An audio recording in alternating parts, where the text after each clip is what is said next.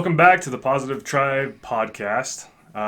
We're your hosts. I'm Derek. I'm Dan. And today we have a guest, Skyler. This is my brother. He's in town for the weekend, and I told him, hey, come on podcast. He'd be a fun guy to talk with. But yeah, tell us a little bit about yourself, Skyler. What you're involved in, what you're doing nowadays in your life. All right, so I'm Skyler. I'm 21 years old, just, working as an electrician, just an apprentice right now, going to school for it. Moved out of St. George a couple months ago, just recently got married, just living life up in Salt Lake County. It's busy. And you're also in the military? Yep, I'm in the Utah National Guard. How long have you been doing that? So I've been doing it for, I joined in 2019, so I just hit my 4-year mark in March. So I got about all my brothers joined the military except for me. I'm not the cool one, but so what are they? Your MOS, your job, or whatever? What's that? So originally, I guess my MOS is 13 Foxtrot, so it's fire support specialist. So traditionally, it's like a forward observer, observing rounds for artillery cannons and stuff like that. Sitting on a hill with some binoculars and stuff.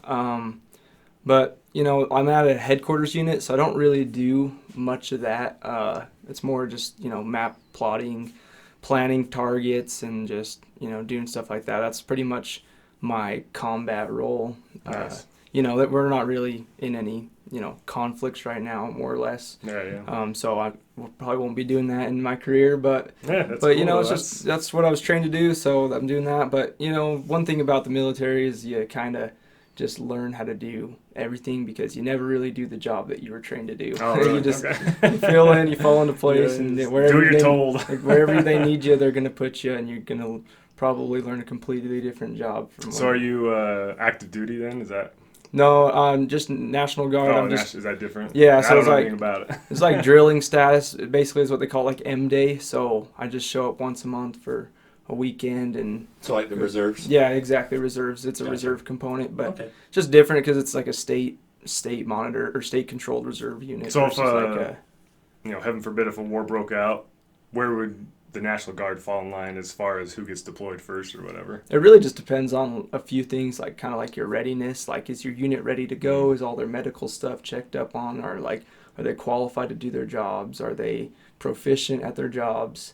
And then really like kind of big army will just say like, hey, like what assets do we need? What assets can your state provide for us? So it's like, that's cool. Yeah. Okay, you guys have a big medical unit. We need medical assistance. We need a big medical unit to go augment the staff over in some country or whatever. So they kind of pick and choose. They have big databases and big they have contact with each other. Big federal army versus Utah National Guard, they talk and have all their officers and talking to each other and figuring that stuff out. So that's way above my pay grade, though. if you're, I don't know if you're able to say or not, but do you guys have any plans for being sent out anywhere anytime soon, or do you know of anything that you're? I mean, we're supposed to go to Africa.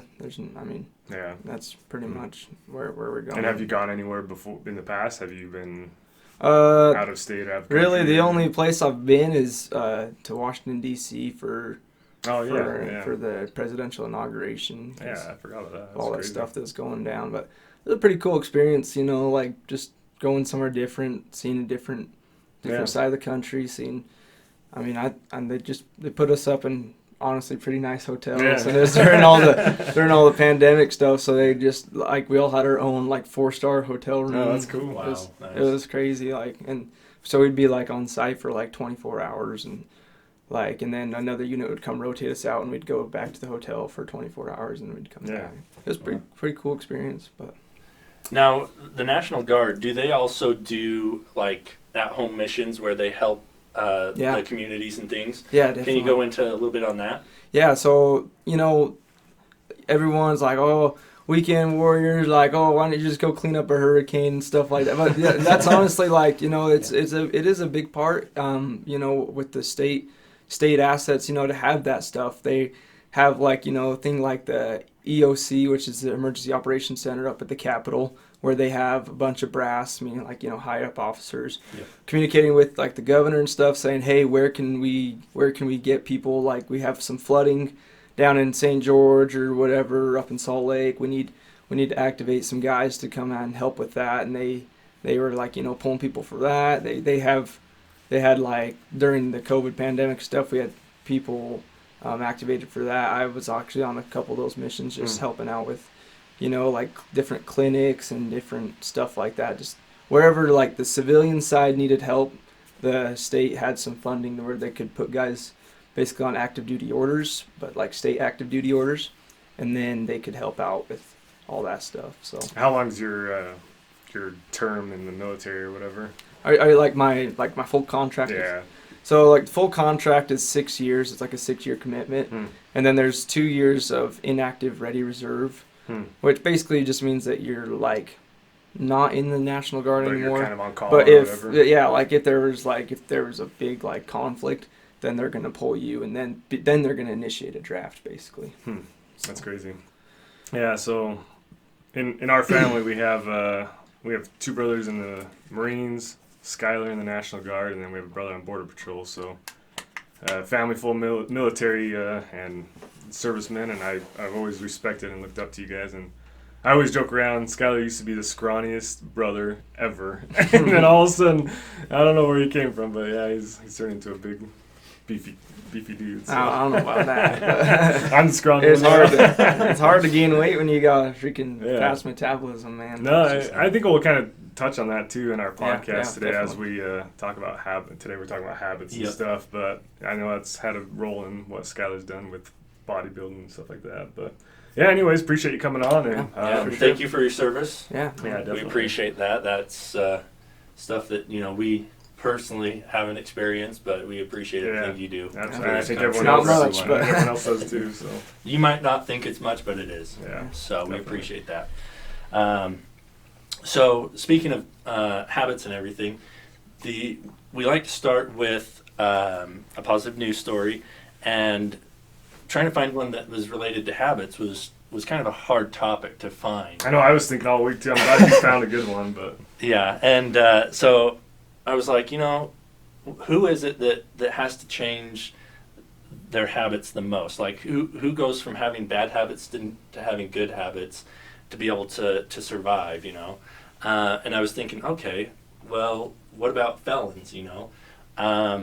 Felons, they have all these bad habits which got them into jail, and this one in specific that we're going to talk about, his name is Terencio Safford.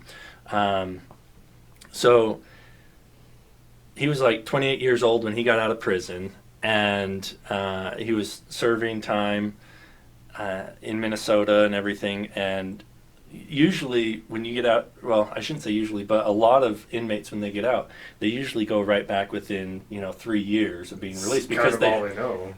well, they not just that, but they don't know how to break those old habits, because they fall back into those old locations, Right. and they just get back in that rut, and they but he grew up in foster care in Alabama. He had a lonely childhood. He really struggled. He had a really troubled past. He never met his father. His father overdosed, and the reason why he got put into foster care is because his mom was on drugs. And so he remembers being told even through high school that he's never going to make it, And so after moving to Minnesota as an adult, he racked up his list of convictions and everything, and from drunk driving, burglary, just even domestic assault. And so by the time he went to prison, he realized that he needed to change. And so when he got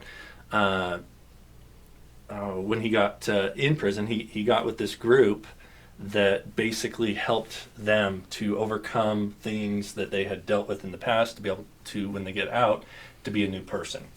And so when he gets out of prison, he did struggle a lot. In his words, he felt as if he was growing in maturity and understanding that he knew where he needed to be in his life, and where he had come from is kind of what caused him to be where he was. And he was wanted to go out of his way to change all of that. And that's the biggest key with habits, is wanting to change. Because if you're not willing to change or wanting to change those habits, you're never going to change those habits. But he got his first job at Office Depot. And I'm not like trying to plug any companies or anything, but they gave him that second chance. So he started out at Office Depot, and he got into IT, and then got into cybersecurity, and he then, got hired on with these other companies as he progressed. And like his background kept coming up to bite him, and he would just take those questions head on. And it took him about 10 years. And then he finally is at a point now where he's happy with where he's at, because he changed a lot of those bad habits, and now he's overcome everything, and feels like he's part of the real world, and that he's not being affected by his past anymore. And that's a great way to look at life. It's like, even if you aren't going to prison, you're not doing all of that, you can still change. You can use what you've had in the past to change what you're dealing with in the future, because you decide your own future.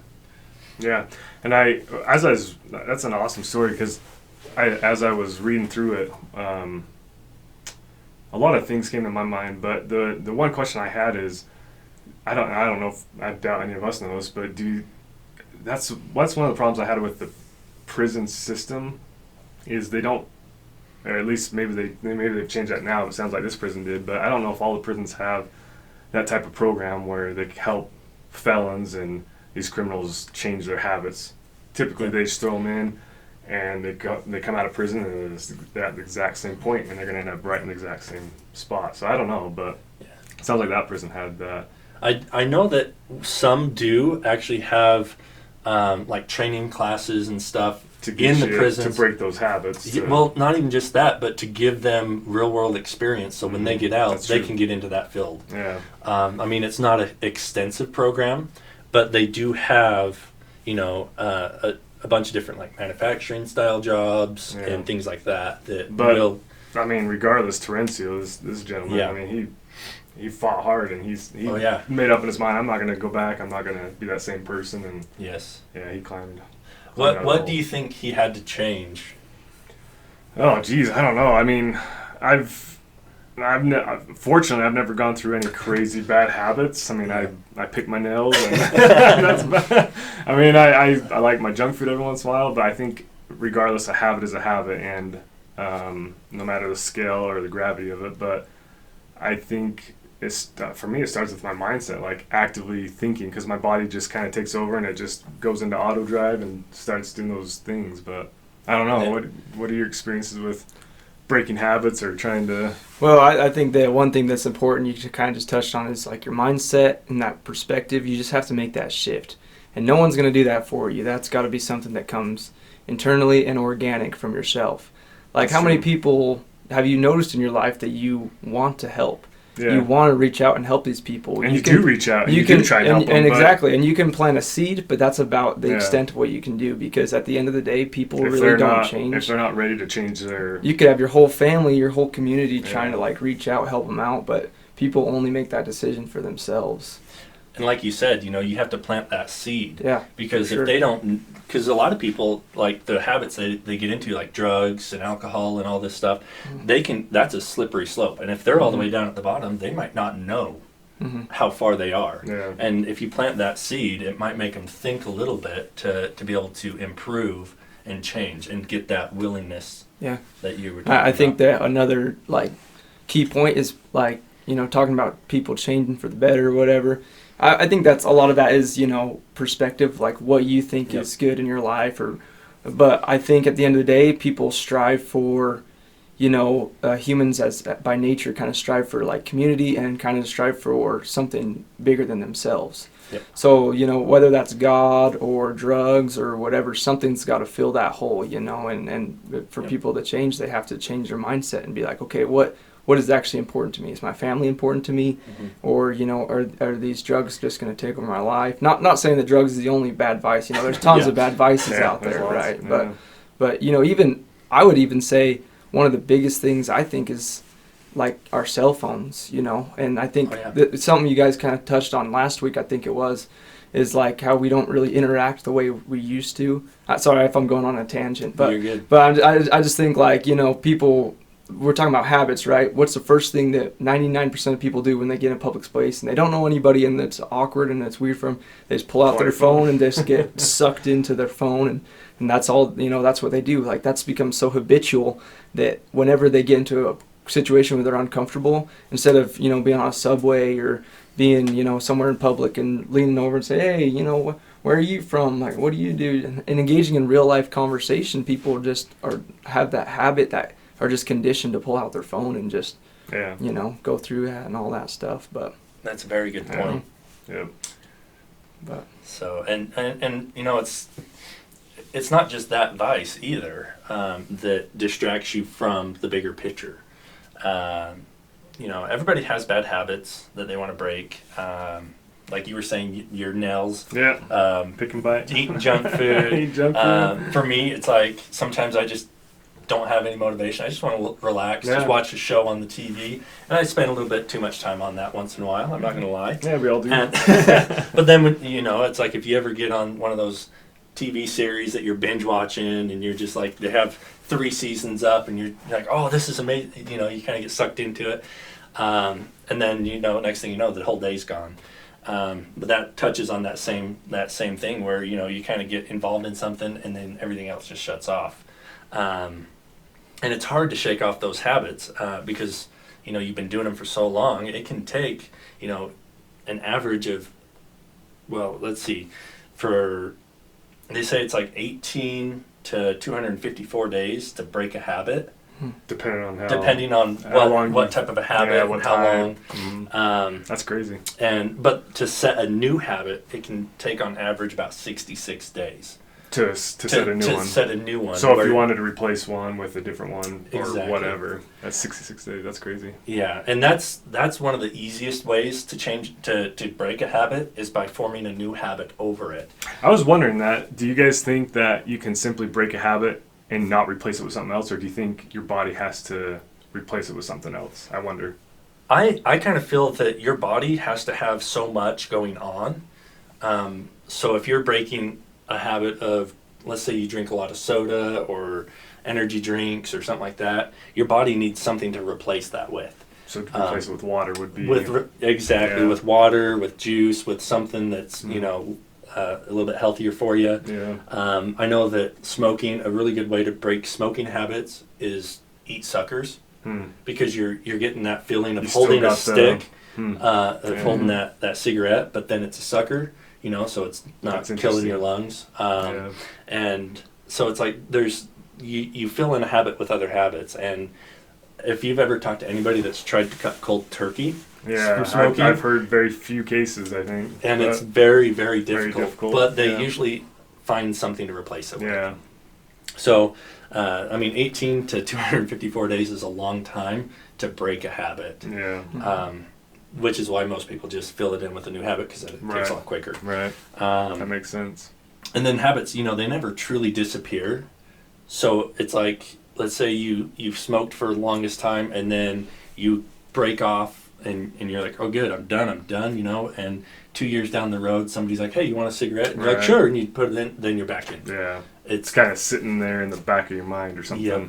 Yeah. Well, I think that kind of brings up another good point is, you know, a lot of people have really strong wills and, you know, strong motivated mindsets and stuff. But I think that what you're just saying about, you know, somebody offering you a cigarette, if that person knows you, you know, that person should try and hold you accountable for, you know, that decision that you're trying to make. And you need to talk to your buddies and people in your close circles, family members about that stuff. It's like, hey, you need to hold me accountable to this. Because if someone is holding you accountable to something, like, it's going to help you try and break that habit just that much more, because you don't want to let anyone down, or, you know, you don't want to, that they're going to be able to be like, hey, you know, I thought we weren't eating junk food today, or, you know, I thought we were drinking more water today, you know, and you don't have to be a jerk about it, you know. You can just be like, hey, man, or are you going to drink that? Or, you know, like, I think having someone hold you accountable can actually help you break those bad habits. Me and my wife are horrible at that. We try and so we have a setup to where we'll go a whole week with no junk food, and then Saturday's kind of our cheat day. But maybe I should say I'm horrible at it. I'm always like, let's just go get something today. Let's go get crumble or whatever. But yeah, no, it's Skyler's spot on. If you have that support system around you, it makes it so much more easier. Yeah, and my wife, Shanna, she's cutting soda out right now. Yeah, I heard that. And so she's been drinking a lot more water, a lot more juices, milk, that sort of stuff. And one way that I'm helping her to be able to break that is normally I would be like, hey, I'm coming home from work. Do you want a drink? Right. Now I'm just like, you know what? I'll just grab her a big cup of ice water. Yep. And she's just as happy as if I would have gotten her soda. Yep. And so I'm not trying to get her to continue it. Right. Another way that I know about is that by altering your circumstances, the people around you, say if you've got a group of friends that are all into that vice, I know that breaking off friendships and stuff isn't always a good thing, but sometimes it is. But if it's that important to you, then exactly consider it. Yeah, it's definitely. Oh, sorry. Sorry, no, you're good. I was gonna say, and if they're your real true friends, if they're actually, they're gonna hold you accountable. They're gonna help you out. They're gonna be not there do it for around you, or they're gonna support you. Yeah, and that's I think that's a real sign of like someone you It'll show really you want to who surround yourself with. Exactly. Yeah. So. And so it's like by getting out of that rut, and then making sure that everybody else is kind of helping you stay out of that rut, you're gonna continue on. You're gonna get those good habits to fill it in. And then also, once you've got that good habit in there that's replacing that bad habit, you're less likely to slide back into that rut, even if you are around it. Like, as long as they're not outwardly, trying to get you back in, if you're just around it, you're not as tempted. Yeah. So, that's a lot. And then like triggers, what are the biggest triggers do you think that are over getting those good habits formed? Do you have any ideas on what a trigger is for bad habits, or even just for getting new habits formed? I think for me, when I'm going back to my nails, when I start biting or whatever, my trigger is stress. So I think to try and replace that habit or replace any habit, binge eating junk food or what sometimes when my body shuts down and I want to go do nothing, stress is my main trigger. So I think if I try and get rid of stress in my life or try and deal with it in a positive way, then I can replace those negative habits with positive habits. But yeah, and that's kind of what I was trying to say is what's a good way to alter the trigger, I guess would be the better question. Yeah. So, and like you were saying, it's that stresses and stuff, like the podcast that we had about stress, and how we should approach stress differently to be able to overcome that, so that then you're not even tempted. Yeah, right. So, but now, usually, when you're cutting a bad habit, you're going to get those cravings for that bad habit. Whether, like we're going to go back to, drinking, smoking, that sort of thing. And because your brain is used to that taste, that scent, all that, and your brain's going to be like, hey, we haven't had this in a while. We should get some of this. Yeah, we need it. Exactly. So your brain's craving that, and it's a big motivator for falling back into bad habits. So we basically need to replace that craving in your brain with something that your brain is like, oh, okay, so this is what we're doing now, and so it's going to start craving that new thing. So like water, when you're switching away from soda, it's giving it to your brain over and over and over and over, even though it doesn't want it or doesn't think it wants it, but it needs it.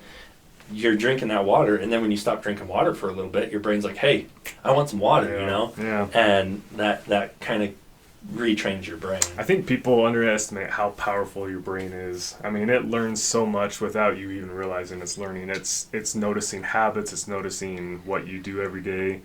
And so I think that's the key takeaway for me anyway that you just mentioned, is trying to retrain your brain or your subconscious. I don't know how that works. I'm not a I'm not a brain doctor or whatever, not a psychiatrist, but retraining your brain, and that's why it takes up to 200 and something days is to retrain it, is because it's extremely powerful, and it's noticed all of your habits throughout your whole life, and it knows exactly what you want without you even realizing that you know that.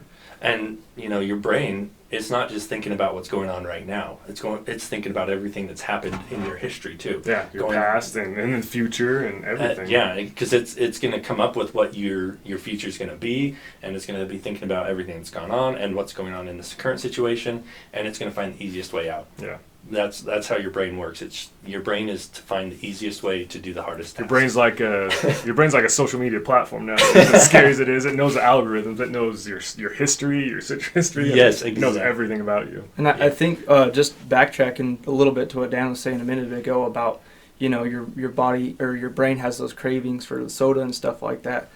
So I think that's actually has that works on like a physiological level as well too. So like your body can actually want or not want something too. I mean, that's what withdrawals is, right? Yeah. So, but also like on a different note, it's like I drink just like I pretty much just only drink water or whatever. But whenever my body has gotten so used to like just drinking water, I don't even think I could drink a soda right now without it making me feel like crap. So it's like it's gotten used to. It's gotten so used to just having like water and stuff that if I drank a soda right now, it'd probably make me feel like garbage. That's a good point too. If you replace those unhealthy habits with healthy habits, if you don't crave it. Yeah, someone that has talking about cravings, exactly. It's gonna not want to crave it really anymore. It's gonna want to crave something that's good for you, and I think like. Obviously your brain is working with your body, like Derek was saying. Your brain's super powerful, so it's telling your body and mind will tell you everything you need to know about yourself, right? So it's like that's what pain is, right? When you have pain somewhere, that's your brain and your body telling you that there's something wrong with somewhere in your body, right? Yeah. So like that's how that's communicating with you. So you really need to get in tune with your brain and your body, and just when it comes to these habits and stuff, and you need to ask yourself, is this good for me? Is this bad for me? What physiological effects will have on me? What mental effects will have on me? I think if we just stop and ask ourselves that every time we're going to, engage in one of these habits, whether good or bad, then we can really come to a more clear picture about whether this is something that we want to continue to do in our lives. It's kind of taking your body and your mind off autopilot and trying to focus on, okay, what's going on here? And be an active, just actively thinking about what it is that we're doing as far as the habits go. So. And that's a very good point. That's very good. But I think that about sums it up. I mean, basically the theory behind it is to get rid of a bad habit, start a good habit. Yep. And I think the very first step that would come to my mind is recognize what bad habits you have. Some people don't even and they don't even have to be super bad. My nail issue, I just got the ugliest fingers now. It's not gonna destroy my life, but I think maybe just sit down, jot down what habits you want to replace, and then decide what good habits you want to replace those bad habits with. I mean, there's a lot of options. And that's a good point too, because writing something down, that's part of like the accountability of stuff too. Because like what I do is, I have goals right now and I have them like written on my bathroom mirror. So every time I wake up in the morning, I walk in there and I can see. I mean that's probably more focusing into goal setting and that type of stuff as well. But I think all go hand in hand for sure. Yeah, all this kind of mindset stuff is all positive thinking, all this stuff. It all goes hand in hand, and that obviously that's the whole point of the show. But just writing stuff down, that way you can look at it every day and just help keep you accountable. And I think that's a good habit just to have, is just write stuff down and have a clear picture of where you want your goal to be, where the end goal is. And then talk to your close circle and tell them, hey, I need help with this. That's wonderful. And even with the writing it down stuff, when you write something down, your brain has thought about it, and now it's put it down on paper. Right. So if it's something you're trying to get rid of, your brain's like, okay, we got that out. You visually saw what you want to change. Exactly. It's all, And so your brain is not just thinking it, it's seeing it, it's writing it, and it makes it more real. Yeah. So it's great for goal setting, especially when you get up and you see it first thing in the morning. That's your first thought on your mind at that point. Mm-hmm. So of course you're going to strive for those goals. But it also works with like things that stress you out, things that, that are holding you down. You can write that down on a piece of paper, take that paper, crumple it up, throw it in the garbage. Yeah. Because you're like, okay, it's on my mind, it's on paper, it's out, it's gone. Yeah. Yeah. I'm a big believer in like manifestation type Yep. stuff. So like I think that's exactly what you're saying, Dan, is just you're writing it down and you're throwing it away. Physically throwing it away, but also taking it out of your mind and throwing it away. And that's like I think that's like an awesome point that you just made, is like, you're just manifesting that. I think if you put that karma out there and that energy out there, then you're gonna get, then you're gonna be even more motivated to work on stuff. And I also think that like motivation, it's super important, but also you're not going to be motivated every single day to do stuff. That's where like you have to falsely motivate yourself. As stupid as that sounds, like you don't want to go, you don't want to drink a gallon of water a day. You don't want to go to the gym, whatever. Like not all physical stuff. It could be all meant. You don't want to read 50 pages in a book a night, or maybe that's but whatever it is, right? Not for Shanna, she can do that much. You don't want to. That's just a nap time. You don't want to read 15 minutes a day, whatever it is, right? It's like you have to have that false motivation, and then after that 66 days, or according to science, or maybe some people be less or more, right? Then your real motivation will start taking over, because you're going to start seeing the effects of your habits. You're going to start seeing the results of your good habits, right? It's a cause and effect, and you have to have that false motivation in order to get your butt out the door, or in order to open that book and just start reading. Even if you're not fully taking it in, like you want to try to, but you're just getting yourself in that habit, and then the results are going to come after you have real motivation for the task you're going to want to do. And I have another thing to touch on that with the motivation and the false motivation. So you've got your motivation, you're in the moment. But the false motivation is really to get you motivated for what you're already inspired about. Right. Because you've got motivation and inspiration. Your motivation is what's keeping you running on everything, but the inspiration is why you're being motivated. Right. It's the reason for your motivation. And so where you were making that comment, how you're not always motivated to do it, but you still want to do it because you're inspired to do it. That's a good point. So it's, that's a wonderful, wonderful explanation you have there. Well, Skyler, we appreciate you having on the Thanks podcast. for having me on. I really love what you guys are doing here. I think this is awesome. Appreciate The it. world needs that stuff.